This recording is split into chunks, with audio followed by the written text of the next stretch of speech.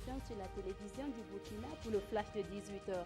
Nous commençons ce flash par la rencontre des spécialistes des maladies tropicales négligées. Ceux-ci sont en conclave depuis ce matin à Ouagadougou. Ils ont en charge la validation du plan stratégique 2016-2020 de la lutte contre les maladies tropicales négligées. Un plan qui va doter le Burkina Faso de stratégies en vue de l'éradication totale des maladies tropicales négligées pour l'atteinte de l'objectif de développement durable. Les membres de l'autorité supérieure du contrôle d'État et lutte contre la corruption sont en formation à Tenkodogo du 27 au 29 décembre.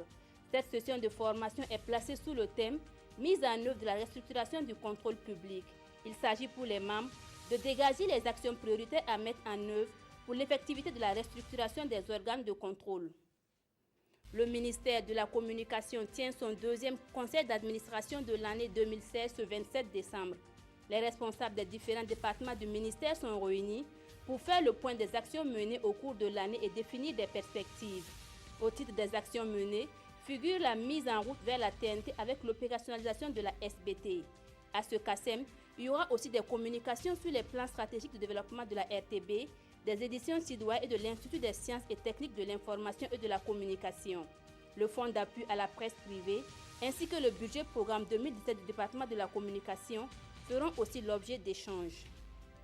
500 femmes issues de 250 associations et groupements féminins des 13 régions du Burkina renforcent les capacités en technique de tissage et de gestion de crédit.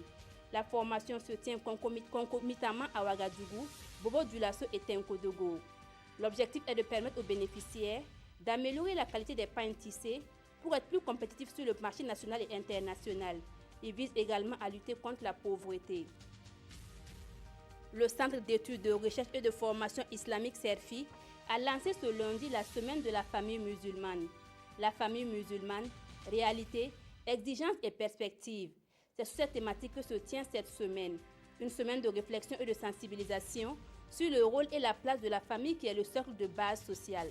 La famille est de temps en temps en proie à des difficultés et mérite de retrouver la place qui lui revient.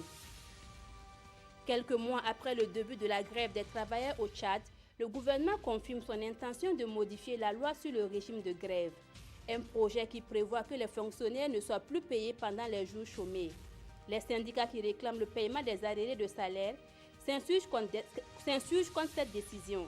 Les ministres ont appelé à la reprise rapide du travail, surtout l'ouverture des écoles, universités et hôpitaux dès la première semaine de janvier 2017.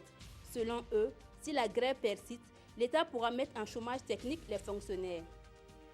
Voilà pour ce flash, merci de l'avoir suivi. Vous avez rendez-vous à 19h avec Christine Koulibaly pour le journal des régions.